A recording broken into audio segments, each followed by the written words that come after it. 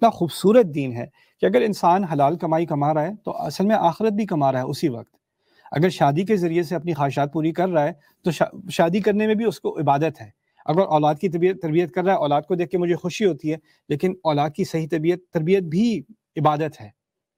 تو ہر چیز عبادت بن جاتی ہے. آپ جاب پہ ڈرائیو کرتے ہوئے جا رہے ہیں، محنت کر رہے ہیں، اور اس محنت کی وجہ سے آپ اپنی فیملی کو پرووائڈ کر رہے ہیں، تو آپ ٹریفک میں پھنسے ہوئے، وہ ٹریفک میں پھنسا ہونا آپ کے لیے عبادت بن گئی.